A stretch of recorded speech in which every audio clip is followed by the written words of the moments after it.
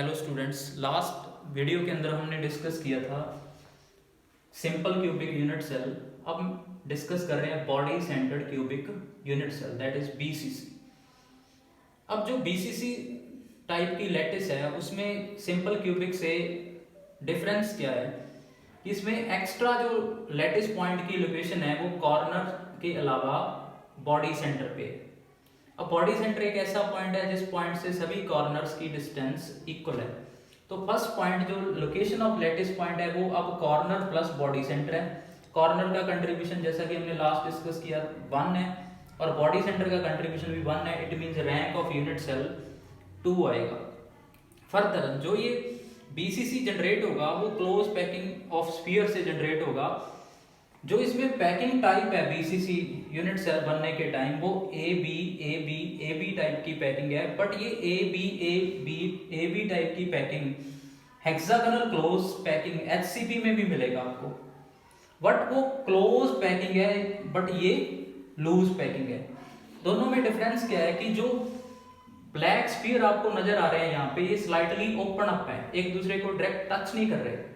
और जो हम सेकंड ये वाली रो के अंदर स्फीयर पुट कर रहे हैं जिनको मैंने बी लिखा हुआ है, ये ए टाइप के जो ब्लैक हैं इनके बीच जो स्पेस बच रहा है उनमें हम इनको प्लेस कर रहे हैं। तो आपको क्लियरली नजर आ रहा है कि जो ए टाइप के हैं ब्लैक वाले वो स्लाइटली ओपन अप है, एक दूसरे के डायरेक्ट कांटेक्ट में नहीं है। अब जब हम फर्दर इन पे लेयर प्लेस करेंगे नेक्स्ट, तो ये वाला जो स्फीयर है ब्लू में आपको नजर आ रहा है, तो ये 4 पीछे वाले लेयर के स्फीयर और 4 ऊपर वाले स्फीयर के कांटेक्ट में होगा। तो इससे जो आपके पास जनरेट होगा वो 8 तो कॉर्नर वाले बन गए प्लस 1 होगा बॉडी सेंटर पे। बट जो ये कॉर्नर पे आएंगे ये स्लाइटली ओपन अप होंगे और बॉडी सेंटर वाला इन सभी के कांटेक्ट में होगा। तो ये ए बी टाइप की पैकिंग है बट ऐसी ही एचसीबी में मिलेगी, बट ये क्लोज नहीं होगी, लूज टाइप की पैकिंग होगी। तो क्लियरली इसमें जो बॉडी सेंटर वाला लैटिस पॉइंट है that is in contact with 8 corner lattice point. It means इसमें जो कोऑर्डिनेशन नंबर होगा वो होगा 8। फर्दर अब जो बॉडी सेंटर वाला पॉइंट है या लैटिस पॉइंट है वो सबसे नजदीक है कॉर्नर वाले के। इट मींस इन दोनों में जो डिस्टेंस होगी वो डिस्टेंस ऑफ क्लोजेस्ट अप्रोच होगी। अगर हम बॉडी डायगोनल को देखें तो बॉडी डायगोनल पे कॉर्नर वाला एटम सबसे पहले, ये कॉर्नर का एटम है, ये बॉडी सेंटर का है और ये कॉर्नर का है। तो ये टोटल डिस्टेंस जो बॉडी डायगोनल की है वो 2 टाइम्स ऑफ डी हो गया, क्योंकि centre of corner atom and centre of body centre atom और lattice point that is D.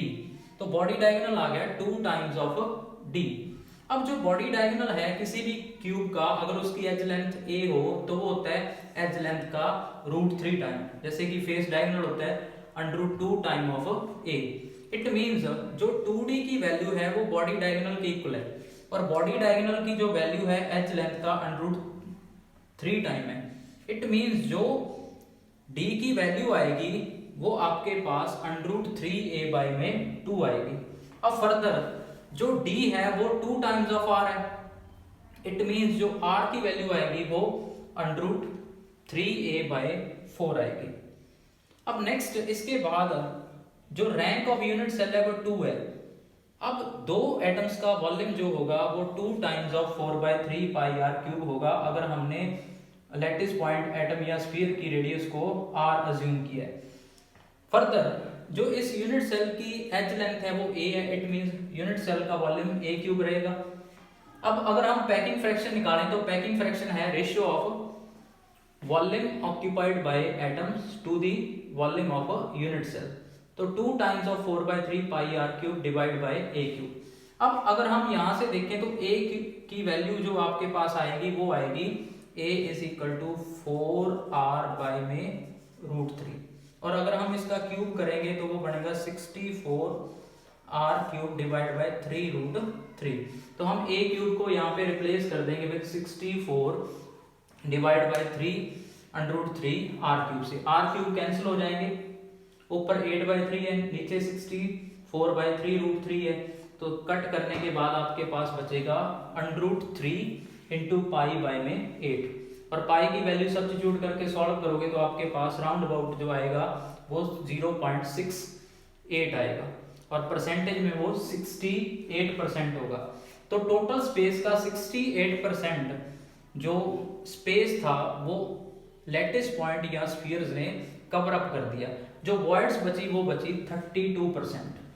तो 32% है वॉइड्स का वॉल्यूम। ये इंपॉर्टेंट क्वेश्चन है कि वॉइड वॉल्यूम की जो परसेंटेज है बीसीसी में वो 32% है। अब जो वॉइड्स की लोकेशन है और वॉइड्स की टाइप है, बीसीसी में जो वॉइड्स हैं, जैसे कि हमने सिंपल क्यूबिक में देखा था क्यूबिकल वॉइड थी, बीसीसी में वॉइड्स जो मेनली एग्जिस्ट करती हैं वो ऑक्ट्राहेड्रल वॉइड एग्जिस्ट करती हैं। बट वो ऑक्ट्राहेड्रल वॉइड नॉर्मल टाइप की नहीं है, वो डिस्टॉर्टेड ऑक्ट्राहेड्रल वॉइड है।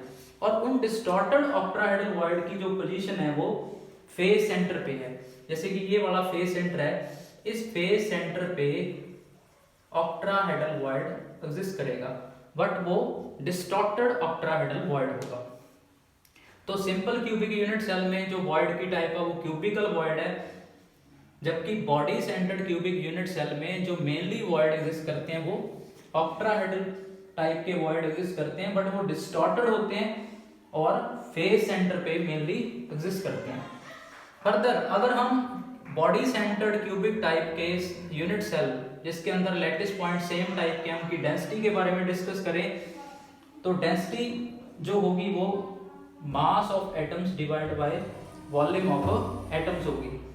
तो mass of one atom is m by Avogadro number, और नंबर ऑफ एटम 2 है तो टोटल मास ऑफ एटम हो गया 2 into m by Avogadro number divide by volume of unit cell. तो डेंसिटी आपके पास आ गया 2 into m divide by Avogadro number into a cube. अब नेक्स्ट पॉइंट क्या है कि जो बीसीसी टाइप के यूनिट सेल्स हैं उनके एग्जांपल्स कौन कौन से हैं। उनका सबसे बेस्ट एग्जांपल है alkali metals. Alkali metal group 1 के अंदर जितने भी हैं, calcium sodium, potassium, rubidium, caesium, lithium, they all exist in the form of BCC type unit cell. दूसरा ग्रुप 2 के अंदर बेरियम भी मोस्ट जो है वो बीसीसी टाइप के यूनिट सेल में एग्जिस्ट करेगा। अब उसके बाद जो नेक्स्ट पॉइंट है वो है about the second nearest neighbour and their distance.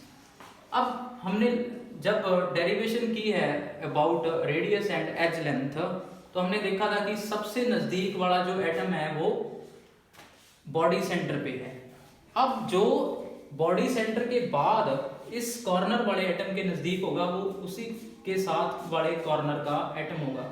तो कॉर्नर वाले एटम से जो डिस्टेंस है वो एज लेंथ है a। तो पहला पॉइंट तो ये आ गया कि जो सेकंड नियरेस्ट नेबर होता है उसकी जो डिस्टेंस होती है वो a के इक्वल होती है। फर्दर जो कॉर्नर पे एटम प्रेजेंट होता है वो in touch with 6 another lattice point, corner वाले का कोऑर्डिनेशन नंबर 6 होता है। It means number of second nearest neighbours क्या होंगे, 6 होंगे।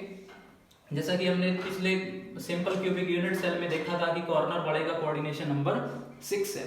तो number of second nearest neighbour होंगे 6 और उनकी डिस्टेंस क्या होगी a, जबकि फर्स्ट नियरेस्ट नेबर कितने होंगे 8 होंगे क्योंकि कोऑर्डिनेशन नंबर 8 है, और जो उनकी डिस्टेंस होगी वो क्या होगी d के इक्वल होगी, और d कितना है √3a/2।